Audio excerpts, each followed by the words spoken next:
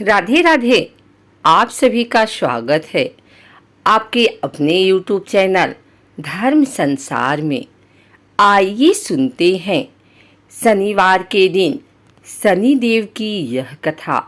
शनि की साढ़े साती और ढैया के दौरान शनिवार को व्रत रखने के साथ साथ शनिवार व्रत कथा का सुनना और पढ़ना विशेष रूप से लाभदायक होता है।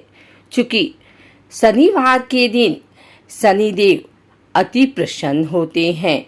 शनि के इस गोचर के दौरान कुछ राशियां ऐसी भी हैं जिनकी साढ़े साती और ढैया शुरू हो जाती है।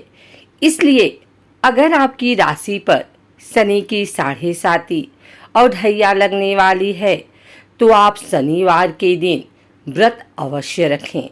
इससे साढ़े साती और ढैया में लाभ मिलता है। शनिवार व्रत के साथ शनिदेव की कथा सुननी चाहिए।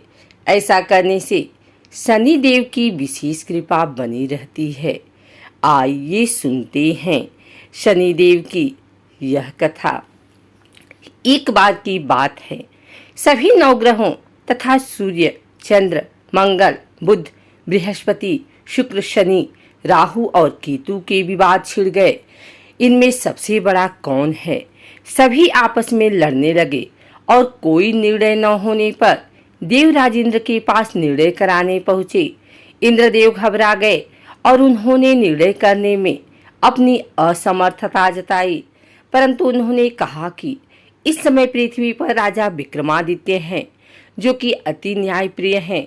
वे ही इसका निर्णय कर सकते हैं। सभी ग्रह एक साथ राजा विक्रमादित्य के पास पहुंचे और अपना विवाद बताया। साथ ही निर्णय के लिए कहा।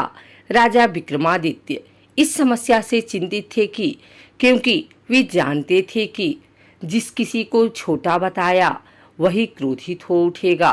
तब राजा को एक उपाय सूझा।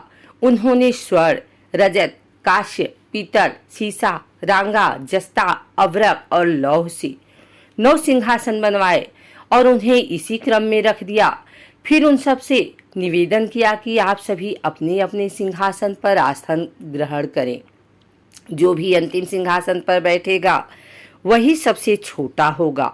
इसके अनुसार लौह सिंहासन सबसे बाद में होने के कारण शनिदेव सबसे बाद में बैठे तो वहीं सबसे छोटे कहलाए। शनिदेव को लगा कि राजा ने ऐसा जानकर किया है और वह गुस्से में राजा से बोले, राजा तू मुझे नहीं जानता।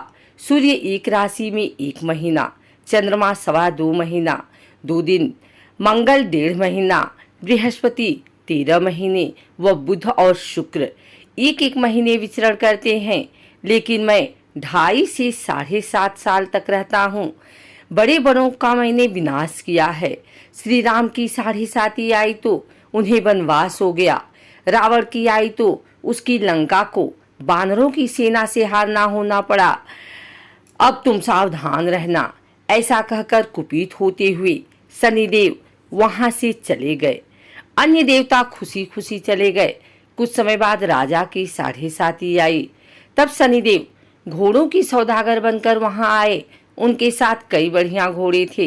राजा ने यह समाचार सुन अपने अश्वपाल को अच्छे घोड़े खरीदने की आज्ञा दी।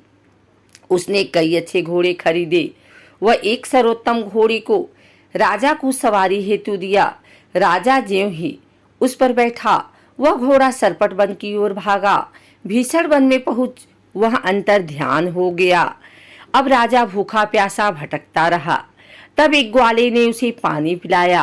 राजा ने प्रसन्न होकर उसे अपनी अंगूठी दे दी।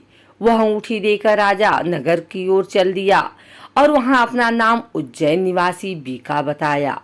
वहां एक सेठ की दुकान में उसने जल इत्यादि पिया और कुछ देर आराम किया। भाग्यवश उस दिन सेठ की खूब बिक्री हुई। सेठ उसे खाना इत्यादि कराने खुश होकर अपने साथ ले गया। वहां उसने एक खूंटी पर देखा कि एक हार टंगा है जिसे खूंटी निगल रही है। थोड़ी देर में पूरा हार गायब था। तब सेठ ने आने पर देखा कि हार गायब है। सेठ ने समझा कि बीका ने ही उसे चुराया है। उसने बीका को कोतवाल के पास पकड़वा दिया। फिर उस नगर के राजा ने भी बीका को चोर समझकर उसके हाथ पैर कटवा दिए और नगर के बाहर फेंकवा दिया। वहां से एक तेली निकल रहा था, जिसे दया आई और उसने बीका को अपनी गाड़ी में बैठाया। वह अपनी जीप से बैलों को हाँकने लगा। उस समय राजा की शनि दशा समाप्त हो गई। वर्षा ऋतु आने पर राजा मल्हार गाने लगा। राजा जिस नगर में था वहां की राजकुमारी मन भावनी को उसका गाना इतना पसंद आया कि उसने मन ही मन प्रण कर लिया कि वह उस राग गाने वाले से ही विवाह करेगी। राजकुमारी ने दासी को राग गाने वाले को ढूंढने भेजा। दासी ने बताया कि वह एक चौरंगिया है, परंतु राजकुमारी न मानी। अगले ही दिन से उठते ही वह अनशन पर बैठ गई कि विवाह करेगी तो उसी से ही करेगी। बहुत समझाने पर भी जब राजकुमारी नहीं मानी तो राजा ने उस तेली को बुला भेजा और विवाह की तैयारी करने को कहा। फिर उसका विवाह राजकुमारी से हो गया। तब एक दिन सोते हुए स्वप्न में शनिदेव ने राजा से कहा, राजन, देखा तुमने मुझे छोटा बताकर कितना दुख झेला है। तब राजा ने उनसे क्षमा मांगी और प्रार्थना करते हुए कहा कि हे शनिदेव, जैसा दुख मुझे दिया है किसी और को ना दें। शनिदेव मान गए और कहा कि जो मेरी कथा और व्रत कहेगा उसे मेरी दशा में कोई दुख नहीं होगा। जो भी व्यक्ति रोज मेरा ध्यान करेगा और चींटियों को आटा डालेगा उसकी सभी मनोकामनाएं पूर्ण होगी। और शनिदेव ने राजा को हाथ पैर वापस दे दिए। प्रातः आँख खुलने पर राजकुमारी ने देखा तो वह आश्चर्यचकित हुई। बीका ने उसे बताया कि वह उज्जैन का राजा विक्रमादित्य है। सभी अत्यंत प्रसन्न हुए। सेठ ने जब सुना तो वह राजा के पैरों पर गिरकर क्षमा मांगने लगा। राजा ने कहा कि वह तो शनिदेव का क्रोध था, इसमें किसी का कोई दोष नहीं। सेठ ने फिर भी निवेदन किया कि मुझे शांति तभी मिलेगी जब आप मेरे घर चलकर भोजन करेंगे। सेठ ने अपने घर नाना प्रकार के व्यंजनों से राजा का सत्कार किया। साथ ही सबने देखा कि जो खूंटी हार निगल गई थी वह अब उसे उगल रही थी। सेठ ने अनेक मोहरे देकर राजा का धन्यवाद किया। सेठ ने राजा से अपनी कन्या श्री कवरी से विवाह करने का निवेदन किया। राजा ने सहर्ष स्वीकार कर लिया।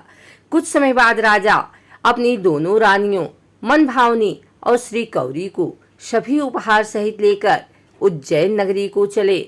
वहां राजा के राज्यवासियों ने सीमा पर खूब आदर सत्कार किया। सारे नगर में दीपमाला बनाई गई।